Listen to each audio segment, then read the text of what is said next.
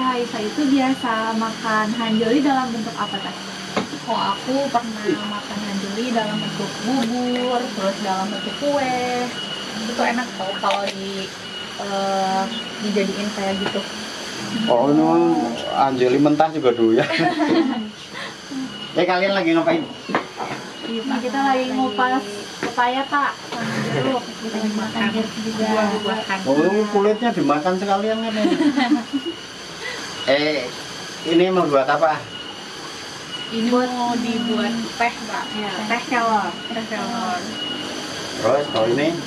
Kalau ini bisa langsung dimakan. Langsung dimakan. Ini. Kamu ngerti nggak kalau makan kayak gini tuh manfaatnya apa buat kamu? Selain rasa enak?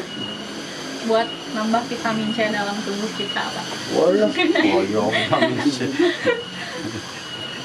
Kamu di jurusan apa sekolahnya? Aku jurusan pendidikan agama Islam. Agama? Islam. Islam, bener? Iya, Pak. Oke. Kalau kamu? Pengembangan kurikulum. Kamu? Aku pertanian. Tapi di UIN semua ini? Enggak, Dupi. Bapak, aku mau nanya deh. Apa? Ini, Pak. Kenapa di Odesa tuh menggerakkan di hanjeli, terus di kelor, di pepaya, padahal masih ada buah-buahan yang lain gitu Pak, atau enggak tanaman yang lain gitu yang bisa diproduksi juga. Kenapa Indonesia, Odesa Indonesia tuh kekeh Nah, karena satu, kalau hanjeli aspek gizinya bagus, terus cara nanamnya mudah. Kan petani-petani juga banyak yang susah kalau dikasih jenis tanaman yang repot. Sebenarnya kalau mau banyak hasil apa-apa, nah budidaya anggrek. Oh ya. Kalau maunya duit, tapi kan ribet kan kalau anggrek itu dan nggak bisa dimakan. Oke, yang bisa dimakan kan juga banyak dan lebih cepat. Ada kalau hanjeli ini berapa? 3,5 bulan, 4 bulan kan masuknya. Nah, hanjeli kan bisa ditanam di pinggir-pinggir ladang tanpa mengganggu. Jadi gini, kalau petani itu, Pak nanam apa? Nanam sayur kan. Ganti aja Pak, nggak gampang kan kayak gitu. Iya. Sayur di pinggirnya masih bisa dong Pak, ada ruang kosong. Nah yang bagus apa? Hanjeli, yang paling gampang juga ditanam. Bahkan daripada sorghum kan lebih gampang. Hanjeli tingkat kekuatannya apa-apa kan hanjeli lebih keren. Jadi begitu kalau hanjeli. Terus yang kedua gizinya bagus. Terus nggak cepet busuk juga. Terus kita siap pengolahan. Terus peminatnya juga, marketnya itu tidak usah pusing. Kalau di Odesa kan diurus sama dulu siapa, Hamid sama Fadil, kan sekarang ya segmen tertentu aja. Dibeli beberapa puluh orang aja habiskan hasil panennya.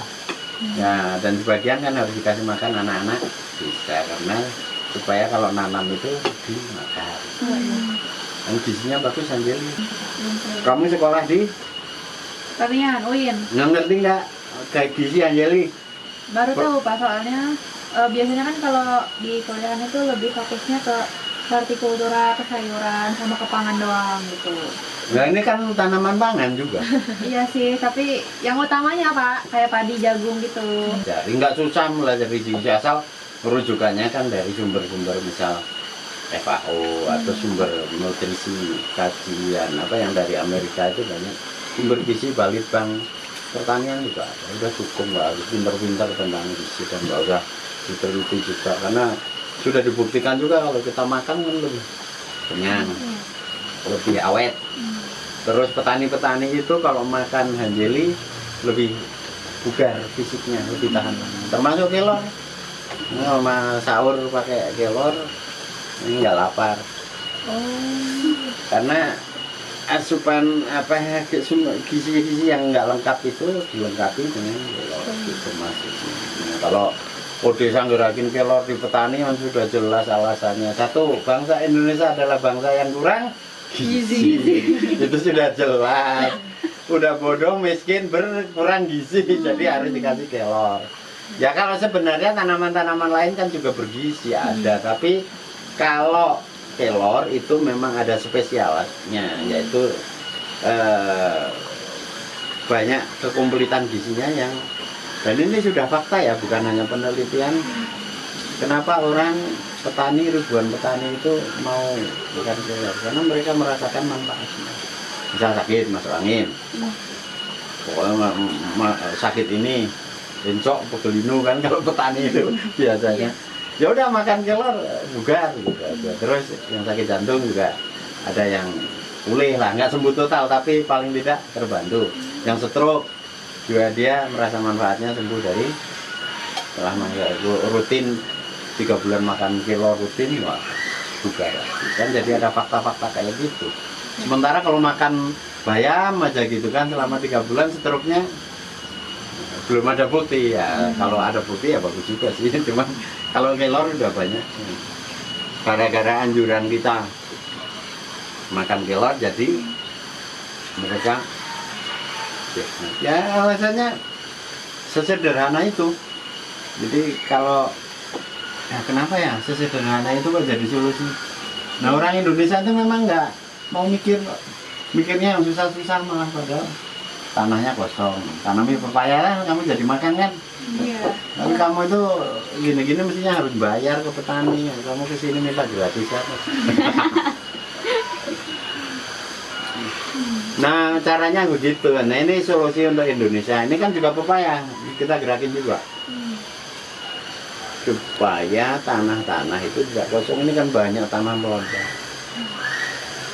Kamu kalau aku tanya, Bilmi, kalau di desa-desa itu di kampungmu di mana?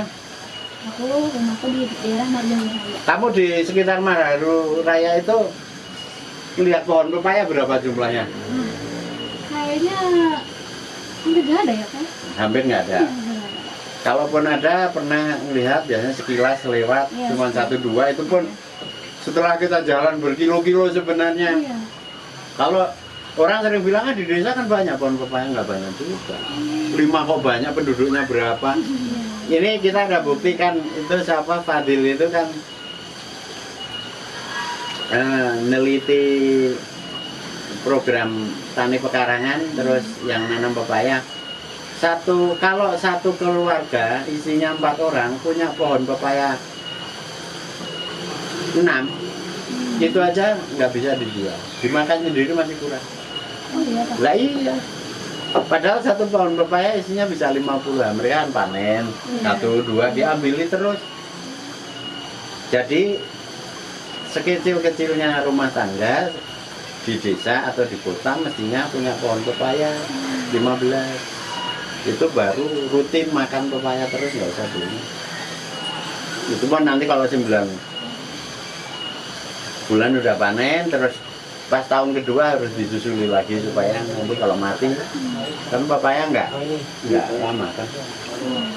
2 tahun, 3 tahun kadang-kadang udah haus mati. Ada juga yang 4 tahun aku pernah lihat ini. Tapi rata-rata 3 tahun. Sebentar ya Pak ya? Ya, mau pepaya. Tapi kan panennya cepat. Karena itu Pak. Nah, kalau yang mau lama, yang 100 tahun mau. Apa itu Pak ada? Kelapa, tapi kamu nunggu 17 tahun panennya. Bapak mau nanya lagi dong. Apa? Tadi kan udah dijawab ya Pak, kenapa udah bisa ngegerakin ini, karena tentu banyak gizinya juga. Nah, gimana respon petani gitu Pak menerima soal ini? Soalnya kan ini jarang gitu ya Pak di Indonesia gitu, malahan jarang banget digerakin gitu. Itu gimana Pak? Apalagi kelor kadang suka dikaitin sama hal-hal mistis gitu Pak, kalau di kampung aku gitu. Bener ya. Nah itu gimana Pak respon para petani gitu? Apa itu ada petani Roni. Ron, kamu disuruh nanam kelor sama Kang Ujang, kenapa mau? Ya, satu kan udah tahu khasiatnya untuk Tahu itu dikasih tahu maksudnya. dikasih tahu sama Kang Ujang. Heeh. Untuk Kok ya, kamu percaya sama Ujang? ya soalnya saya lihat-lihat di Google emang Tuh, bagus petani itu. aja di Google, ngerti Google kan? Ya, khasiatnya. Terus kalau hanjeli itu nenek saya pernah dulu dibikinin tape. Oke. Enak itu. Oke. Ya gitu salah satu responnya petani. Nah kamu kepengen informasi respon yang bagaimana? Kayak gitu loh, semudah itu kan? Iya. Ngasih tahu ke petani gitu. Terus mereka menerima. Ya. Oke, kalau yang nggak ngerti Google, Roni kan Itu petani setengah tukang ojek, jadi megang handphone kan, jadi ngerti Google. Yang tidak ngerti Google, nah aku nggak mau jawab nih. Kalau aku kan ketemu petani, aku jelasin mereka ngangguk, tapi aku nggak percaya mereka sepakat. Tapi aku juga nggak akan pesimis mereka akan menolak, enggak, ya biarin aja. Kan ada tindakan nanti nyebar bibit macam-macam, salah satunya kelor.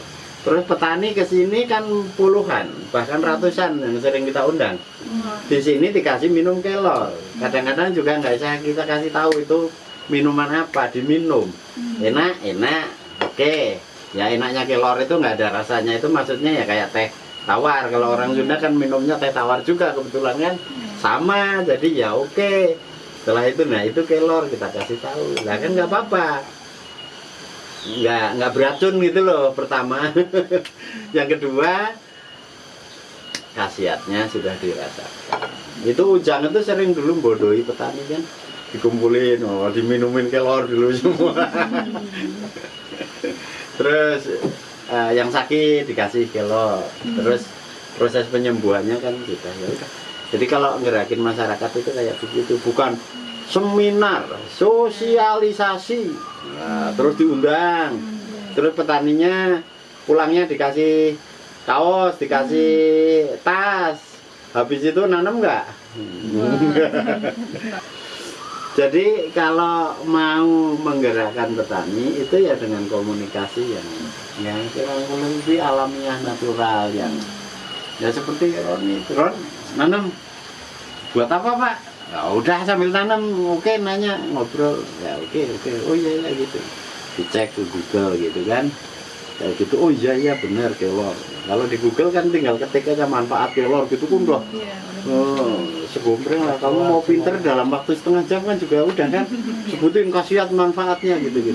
Oke, kamu orang agroekologi ya? Atau agroteknologi. Kalau agroekologi itu FAU, desa itu domainnya domain agro ekologi yang gerakin. Nah kalau bedanya ilmu yang dari Odesa dengan ilmu yang di kampus kamu di UIN apa? Secara garis besarnya? Kalau misalnya di perkuliahan kan pasti lebih berfokusnya ke teori ya Pak. Kalau misalnya di desa kan lebih ke prakteknya langsung gitu. Jadi kita paling taunya secara teori aja, misalnya tentang apa ya, misalnya dari satu tanaman tahu lebih ke jaringannya atau apanya gitu. Sedangkan kan kalau di sini kita langsung praktek nanam budidayanya gitu. Kayak gitu sih Pak, lebih dominan teori daripada praktek. Nah kita itu teori ya wajib. Itu hakim aku marah-marahi kemarin. Motret kan jeglek nggak pernah mau teori. Ya motretnya bagus aja, tapi untuk beberapa hal kalau nggak pakai teori juga ini apa sih? Nah, kalau ngerti teori apa metering, ngerti speed, terus manualnya juga canggih walaupun nggak harus dipakai, itu kan ada teorinya ya. Kalau motret itu sama kayak di pertanian, kamu tetap harus praktik dulu. Tapi petani ini, itu petani itu tukang praktik, tapi sering tidak disertai ilmu pengetahuan, apalagi pengetahuan yang baru. Akibatnya apa? Pengalaman, pinter, numpuk kepinteran teman satu alur. Sejak 40 tahun jadi petani ya pinternya nyangkul sama nanam itu saja. Nah tapi begitu dikasih wawasan, teori gizi, dapat gizi apa yang dimakan, nanam pepaya, sampingnya ada kelor. Ini kan teori sebenarnya, teori saya. Katakanlah bagaimana petani yang miskin itu, coba bayangin petani itu diperas keringatnya, tenaganya, fisiknya. Petani itu kalau kerjanya kayak atlet ya, tahu sendiri kamu kalau atlet itu bagaimana menjaga kesehatan kan, termasuk gizinya apa-apa. Nah petani kita makanya karbohidratnya full, oke, singkong, beras dominan. Lauknya apa gizinya? Kadang-kadang telur aja enggak. tapi ikan asin. Nah kan udah nggak seimbang. Makan sayur juga nggak tertib, apalagi makan ini. Nah, saya mikir di bukit-bukit ini, oh pada keropos tulang petani kan. Tanya, Pak umurnya berapa? 37. Aku pikir ini 59 kali 37 kan. Ya karena kerja fisik yang sedemikian menyita waktu, apa kehidupannya terus kurang gizi ya. Maka nanam jeruk supaya apa? Metik setengah matang aja kalau haus di kebun jadi enak ya. Ini nggak terlalu enak kalau kita makan di sini apalagi hujan-hujan. Coba gitu kayak ini kan kalau apa? Pas praktikum sekolah tani di atas siang-siang itu jeruk kecut aja enak kan? Enak. Karena apa nggak bayar satu. Yang kedua lagi panas-panasnya makannya bisa 4-5. Kita nggak enak kalau makan misal di hotel atau di kota ya jeruk biasa aja. Begitu di kebun berbeda. Ini pepaya ini. Petani-petani itu setengah matang aja kalau di kebun kadang kan. Wah, jadi gua banyak sekali yang dimakan. Nah, ini cara kita memberikan gizi ke petani. Karena kalau nggak dibegitukan, kualitas orang Indonesia itu terburuk. Masa yang makan buah itu siapa sih? Kebanyakan itu kan kalau kamu lihat di pedagang pinggir jalan atau di supermarket, tapi kan orang yang mapan, orang yang berdolar, yang bahkan kalau yang naik motor itu aku jarang lihat beli buah-buahan borong.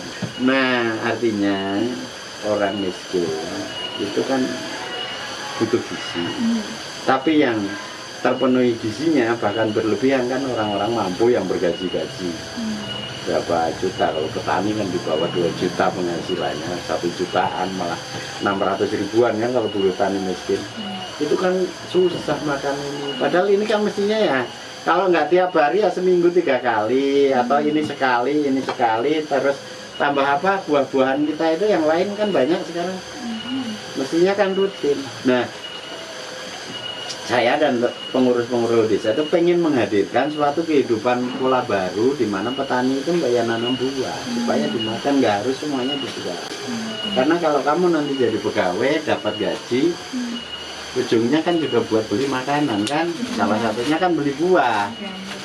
Nah kalau agak miskin ya nggak kuat beli buah, yang penting beras. Nah kalau kaya anggur dibeli, ini dibeli kan pasti logikanya. Nah sekarang bagaimana tanpa menunggu kaya tapi petani bergizi, caranya nanam sendiri. Dan itu terbukti, itu Hakim sama siapa Fadil sekarang lagi gerakin orang nanam jeruk tapi di pekarangannya 10 pohon. Yang RW sana yang di Cikawari kita bagiin bibit pepaya. Ini Roni lagi nyemai pepaya, nanti kamu ke Cikawari yang bukit itu persemaiannya pepaya, nunggu sekitar 2 bulan lagi kita tanami di bukit-bukit. Nah dari situ nanti kan petani pada makan. Nah ini harus dengan pemberdayaan. Nanti kamu kalau di sekolah terus teori sampai S3, S-teler, kamu nggak bisa ngubah masyarakat. Ilmu itu benar yang tadi saya bilang, praktek aja tanpa pernah mendengar teori, wawasan nggak bagus kan. Makanya kalau teori saja nggak pernah mendarat kayak gitu, kapan masyarakatnya berubah? Padahal ilmunya sederhana yang dibutuhkan petani. Nah, saya nggak ngerti agroekologi, nggak ngerti ekologi, tapi ya belajar sendiri. Nggak usah jadi pakar ekologi, yang penting itu bisa jadi pakar menggerakkan masyarakat.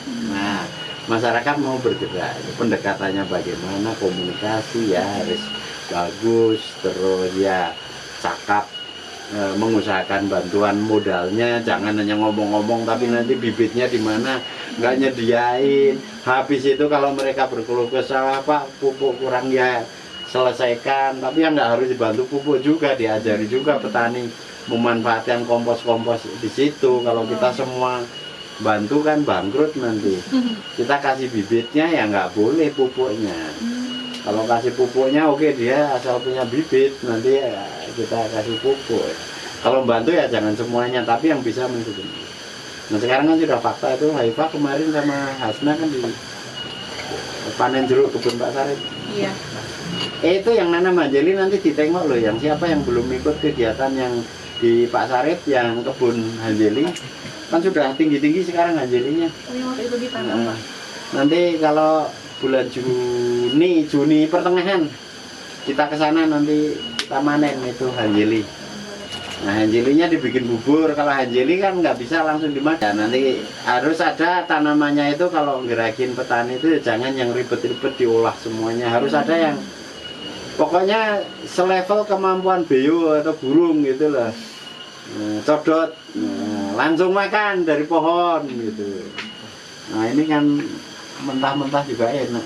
Satu lagi. Oh berarti nih ya kalau misalnya dikasih bibit Hanjeli gini, pengolahannya ada pengarahan juga untuk petani? Ya ada di situ, sama jajang. Nanti ini kan ditanam petani, setelah panen disetorin ke sini. Bahkan kalau khusus Hanjeli karena petani nggak bisa ngolah dan nggak bisa jual, dibeli semua sama jajang di Tauci, tanaman obat ciminya. Nah kelompok yang wirausaha pertanian yang kita dirikan, Yayasan Desa juga sifatnya kewirausahaan untuk menampungi hasil-hasil panen daripada petani. Kalau mereka kelimpahan panen ini juga nanti kita tampung lewat mesin organisasi ini. Nah kamu kan orang agroteknologi harus ngolah pasca panen. Tapi kalau kayak gini mah kita mau nanam 1 juta pohon pun di sekecamatan kita sebarin, kayaknya nggak perlu ditampung. Ini kalau banyak bergelantungan di desa-desa itu, nanti itu pengojek aja ngambil sambil dijual lagi. Jadi pasar itu bergerak sendiri. Makanya kamu jangan takut ya kalau memberdayakan masyarakat itu. Terus nanti kalau kita sudah nganu petani gimana marketingnya jualin? Aku nggak pernah berpikir dan nggak perlu, karena sudah laku sendiri. Kalau cuma jual pepaya itu Ron, kalau kamu besok nanam pepaya 5.000 di petani kamu, perlu nggak nanti kita ngurusi penampungan pepayanya? Ya kalau bisa masarin sendiri aja. Nah, itu kan, ya mau masarin sendiri kan? Artinya dia sendiri bisa, nggak usah sama saya. Roni itu tinggal disuruh, gampang kalau ada 1 truk tinggal diangkut. Nggak usah ngerepoti yayasan yang. Jadi kita nggak dikejar-kejar sama petani. Pak, pemasarannya gimana? Jual sendiri aja udah mikir. Dia kan tukang ojek ya. Nanti kalau siang kan kerja di ladang, nanti sore ngojek atau sebaliknya kan gitu. Tapi kalau dapat 5 karung pepaya kan gampang ya Ron, tinggal diangkut. Iya. Bawa aja ke warung-warung, kalau titipin juga laku. Besok tinggal diambil duitnya. Jadi nggak usah pusing, nggak usah takut soal marketing kalau pemberdayaan. Yang penting jalan. Apalagi cuman 5 pohon, nah dimakan sendiri. Habis. Buat pakan sapi aja daunnya kurang. Kalau 5 pohon pagi sama sore juga habis dimakan. Codot. Nah kita teori ayo memberi makan bergizi itu caranya kan lucu. Kalau kamu beli pepaya di pinggir jalan terus bagian ke petani pepaya ini, kasih dong benihnya. Petani ada yang nyemai setelah jadi bibit segini dibagiin, setelah itu makan bareng. Top kalau kayak gini. Dan ini jalan ribuan orang, mau jutaan juga ada yang petaninya yang mau, cuman kan bibitnya kurang. Terus sampai sana Cilengkrang 3 kecamatan, kalau kamu mau ke sana bawa bibit nanti kasih ke petani. Nah nanti kamu pesen saya kalau gerakan di masyarakat nanti kalau sudah lulus terus udah di rumah udah bisa aktualisasi sosial, kiprah sosial itu jangan mau kalau kegiatan amal itu hanya bagi-bagi duit saja gitu. Iya kalau ada duitnya, udah sedikit duitnya nggak pernah jalan. Lebih baik serius ya ngerti tani. Makanya Rafika harus praktek di desa nanti nyemai benih itu. Nanti kan tantangan kamu kalau pemberdayaan masyarakat ya ngajari juga. Tapi pertanian itu asal di desa-desa sebenarnya nggak usah semua diajar. Aku aja nggak perlu ngajari petani. Sebab Ujang, Roni, Mang Toha, apa-apa udah pintar. Kalau sekedar nyemai pepaya itu udahlah. Kalau belum pernah banget kita kenali, nonton YouTube aja bareng ini begini, oh bisa. Nah itu karena mereka sudah punya pengalaman, tapi kan mereka nggak punya wawasan ya tadi. Teori dan praktek tali 3 uang, mata uang yang tidak bisa dipisahkan. Kanan kiri kalau yang satu digeresnya gini, pusaknya nggak laku uangmu. Jadi ilmu dan amal harus dijalankan bareng.